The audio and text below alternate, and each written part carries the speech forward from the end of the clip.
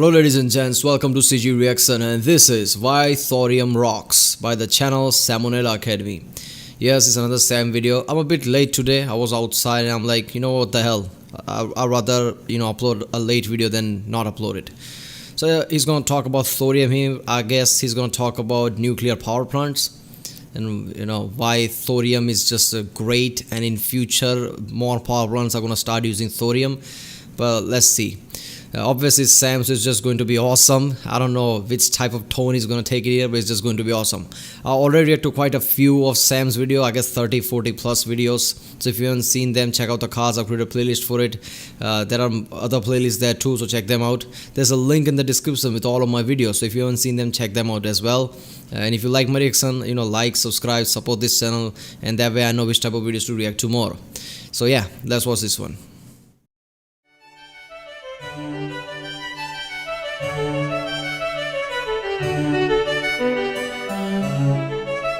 Hey kids, can I tell you a secret? Come here, closer. Nuclear energy? It's not a bad thing. Sure, Yeah, 30 years not. ago, things like Chernobyl and 3 Mile Island were certainly something to worry about.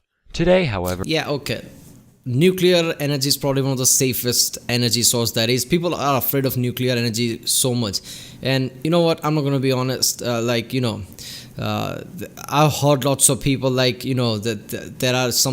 there is no nuclear power plants where I live, obviously, but there are some places where there are nuclear power plants, and I have friends that live there, and they are like, oh man, I need to move. There's a nuclear power plant here, and I'm always on the edge. I'm like, man, just because Chernobyl happened doesn't mean it's going to happen again.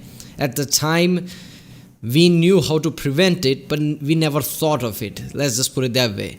We knew how to prevent this chain reaction, but nobody thought that there could be something like that, chain reaction that happened in Chernobyl. But as soon as that happened, people realized it, and there was a lots of safe procedures in place. First of all, there are control rods, so chain reaction doesn't go out of hand. And I've seen comprehensive video a long time ago about how nuclear power plants work now. There's a literal system with vents and things where liquids pour in when it reaches a certain temperature, and all these liquids go inside the core and just cools it down, so it never goes out of hand. So nowadays nuclear power plants are extremely safe, and it's one of the best way to harness energy. I mean, sun is basically a nuclear power plant, and then it's the main source of energy in the entire universe. So I mean, harnessing that is then going forward, that is the best way. So people are still afraid of any legislations are about to pass. People are like, nuclear power plant, I'm not touching that. I mean, that's really unwarranted, I guess. It's a different story. Let me tell you kids about thorium. Thorium is uranium's neighbor, just 2 houses down. He's a lot like uranium, just he's a lot more chill. Uranium's the type to do a half-assed job during the day and spend every night doing Jaeger bombs and blasting Kendrick Lamar, you know the type. Thorium, on the other hand, is more career-oriented, and at the end of the day, he's cool with just watching Netflix, eating Ben & Jerry's. Let me walk you through all the steps of nuclear power, and you'll see why thorium is so great. Let's start with mining. So when somebody doesn't feel like getting out of bed, they'll, whine and moan and roll over. Likewise, when uranium doesn't want to get out of bed, he releases deadly cancer-inducing radon gas. This means workers have to put up expensive ventilation systems just to, not die. Thorium's chill. You go to wait. Yeah, uranium is really, let's just say, volatile. Yeah, I mean, lots of power plants, especially Cold War countries that were, like USA, even in Russia, uranium power plants are the most common one. Not because we didn't know that we could use thorium or something, but it's because uranium power plants produces plutonium. And those plutoniums can be used to make atom bombs. At the time, atom bomb race, I mean, USA and Russia has thousands of atom bombs, so producing atom bombs was really key importance back then. So it was just we can have lots of power with this uranium power plant, and we can also have plutonium to make atom bombs. So that was one of the main drivers. And since then, nowadays people are not turning to thorium just like that, because first of all, it would be immensely costly to go from uranium to thorium just to create all that thorium power plants. So people like uranium power plant is still there, let's just use that kind of thing. But people are slowly starting to do that. In China and even in India, there are plans to make massive amounts of thorium based power plants. I know about that. So in future people are slowly turning to thorium. Now, thorium is really stable compared to the uranium, and it's really, let's just say, a small amount of thorium is equivalent to a large chunk of uranium, so it's really efficient too. And there are tons of thorium compared to uranium in entire planet. Pick him up, he understands he's got a job to do, goes without a fuss. And even when you do get uranium up, like the lazy bastard he is, he has much less concentration in his ore compared to thorium, so more work has to be done just to get the same amount of material. The Earth's crust also has much more thorium in total than uranium, about 3 times as much. So you got your ore, and you've extracted it. Ready for work, right?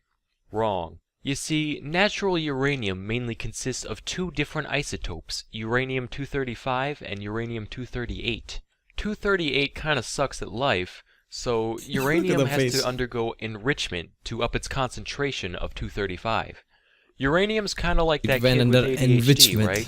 You got him in the building, but you still gotta give him his own little room and a couple Ritalin before he starts doing anything productive. That's expensive. Thorium, on the other hand, look at him. He's got his sneakers laced, glasses on, he's ready to go. No enrichment needed. Finally, you're ready to make some power. This part's important, kids, pay attention. So this is where the biggest difference between uranium and thorium comes in. You see, uranium is fissile, whereas thorium is fertile. This means uranium can do his job all by himself, just doing his thing all on his own, whereas thorium's kind of a cripple. He needs a little bit of someone else just to give him the push he needs to start releasing energy. This might sound like a bad thing, but if you think about it, it's a lot safer. If you've got your power production process started... Yeah, it's not, because chances of chain reaction going out of hand is very little if you control it just in right way. So thorium is really safe compared to that.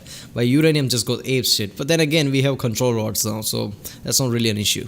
And shit suddenly hits the fan, uranium's just going to keep going. You can try to move him around, cool him down or whatever, but at the end of the day, this man's going to be swinging, and it's not going to be a good day for anyone. Thorium, he's only got one leg. Pissy. I mean, that only applies to if the chain reaction has gone past, way long time, and then you realize, like, okay, we should do something.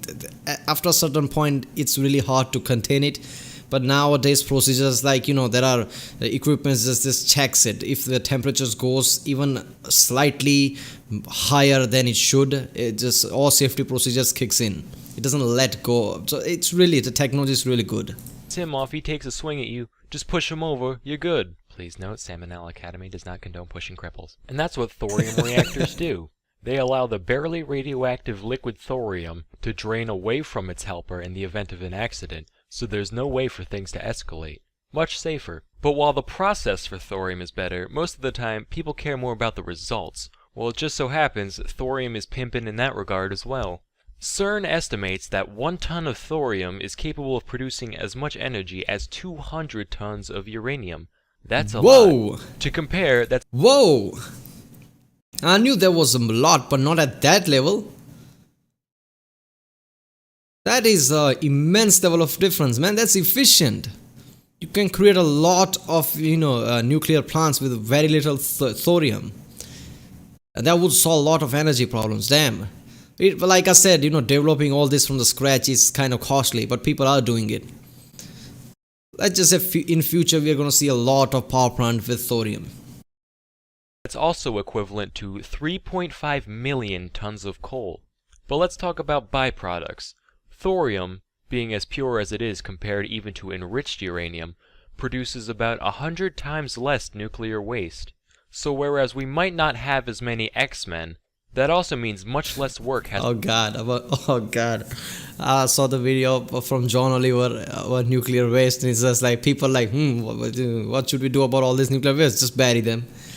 In the United States, since, there is they were making lots of atomic bombs, there were lots of, nuclear plants too, so there was lots of nuclear waste, and in the video shows that lots of places, especially around Washington DC, there are nuclear waste buried deep down. Oh my god, and obviously they have a half-life of extremely long time, so they're gonna just sit there. You can't put it in, a rocket and shoot it in space like lots of people say, because first of all, rockets are not that reliable. I mean, they are reliable enough right now, but there is a chance a rocket can fail. And if a rocket fails and explodes with nuclear waste inside, people are fucked for hundreds and hundreds of kilometers. That's just something that you don't risk. You can't just throw it inside anywhere. I mean, It's so dangerous, nuclear waste. So in that sense, thorium is also important, man. Has to be done to dispose of the material. Additionally, it's very difficult to make a nuclear weapon out of thorium, since it can't do much on its own. Yeah. The only thing that's really weaponizable about thorium plants is that little bit of helper material I talked about earlier. But overall, that's a pretty minuscule amount. Yeah. That means we can feel a lot better about plopping these plants down in places like Iran. So Oh, kids, God, you yeah. heard it here first. Oh God, yeah. I mean, people are like, obviously Trump pulled out of the treaty. I don't know what's the minus point and plus point of that, but the point is people don't want Iran to have nuclear bombs. And if they have uranium power plants, they could easily produce plutoniums because of that, and they could develop in the silent, obviously, atom bombs. But it's not as easy as lots of in government people said that Iran can make it in the hush and nobody would know about it. I mean, there would be radiation traces and they would last for extremely long time. So I mean, you can't detect it if somebody literally goes there and check places like, was there any plutonium or any highly radioactive stuff here? They could check that, and the equipment would tell you that there was. So it's really hard to hide it, but still there could be some places that nobody knows about. So how is any official is going to check that? And they could make it there. So there's always a risk. In that sense, thorium is really good. Thorium is the future. Powerful, clean, reliable, and if things go wrong at the end of the day, you can still kick its ass.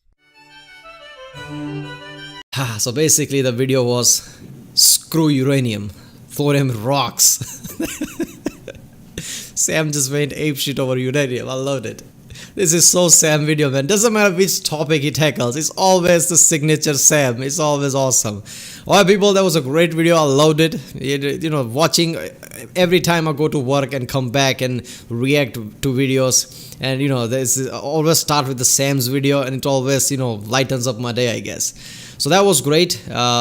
If you like my reaction, don't forget to like and subscribe and support this channel. Check out the other reaction I did. There's a link in the description. Check out the Sam's reactions I did. There's a playlist in the cards. There are other playlists too, like unbiased history, I guess Laminos reactions and mystery and things like that. So yeah, I'll see you next time.